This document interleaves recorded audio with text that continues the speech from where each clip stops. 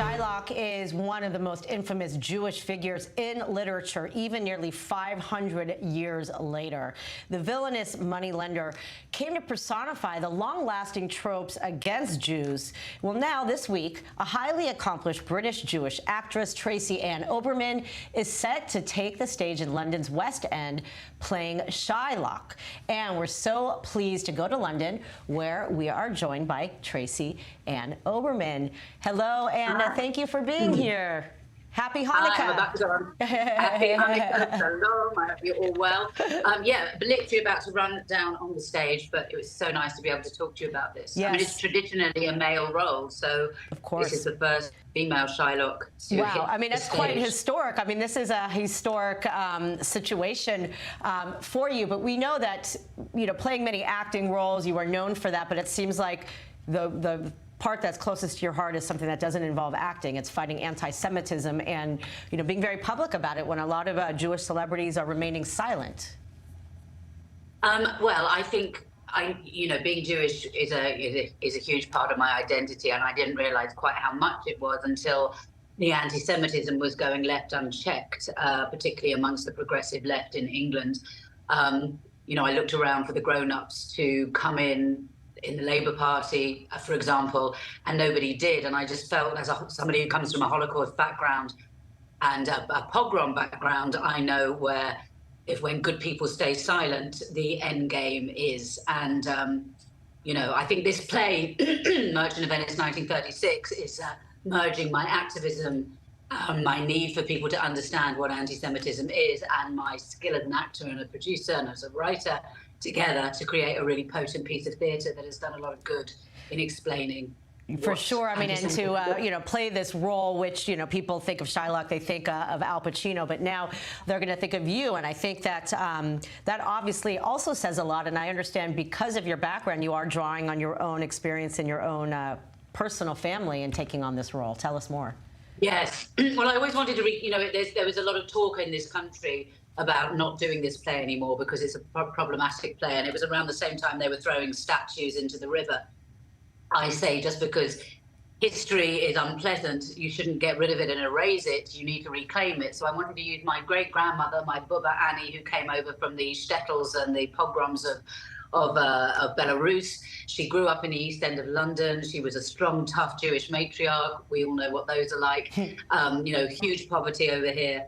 Big part of the labour movement, and then she came face to face with Oswald Mosley and the British Union of Fascists in 1936, when he marched on the Jewish entity, fully protected by the Metropolitan Police, to show the Jews that they weren't welcome. And on that day, my Bubba always told me that the Irish working class neighbours, the English working class neighbours, the small Afro-Caribbean community, all these ordinary heroes from all over the country said, if you come for the Jews, you come for us all. And they stood together and they pushed Mosley and his fascists back. So that's what I wanted to infuse in this play. Also to remind them that way before the State of Israel was even existed, anti-Semitism and the sort of tropes and the stereotypes that we're seeing now and the placards were going very strong even then. And so people must be very careful when they criticize Israel, that they actually criticize Israel and they don't bleed into anti-Semitic tropes that have been knocking around since the Middle Ages in Britain. Well, and now with social media and the age we're in, it's just something that has grown like an uncontrollable fire.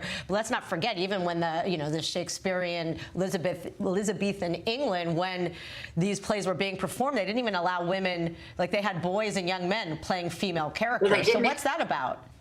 Well, to be honest, but forget the women, there were no, Shakespeare wrote this play where there were no Jews living in England. 200 years after every Jew had been kicked out of England very violently, stripped of everything and kicked out, they were still so deeply anti-Semitic that you have plays like The Jew of Malta and The Merchant of Venice being written, where an evil Jew trying to control everything and take blood and all those medieval tropes was still coming to the surface in these hugely successful plays. And, you know, this was Hitler's favourite play. He loved it. There's no coincidence about that.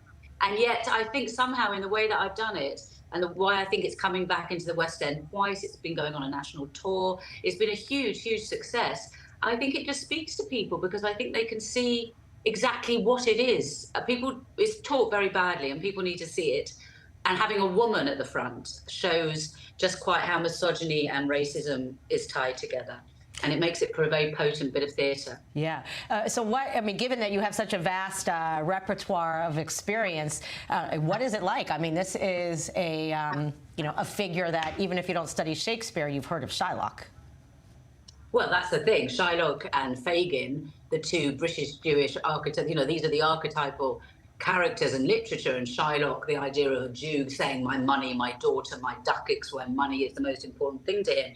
It's never taught, it's never explained what that's all about. So taking on this character and really making it my own and turning it into a female matriarch who's been spat on in the streets, who's treated like dirt, who's treated like an immigrant dog. And had this one daughter that she wants to give a better life to, but not move too far away. And then that daughter gets snatched away.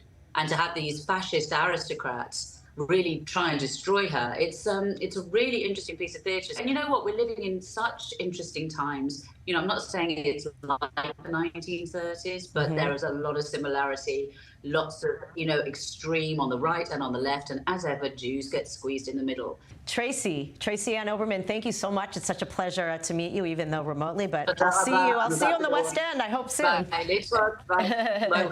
Bye. Bye.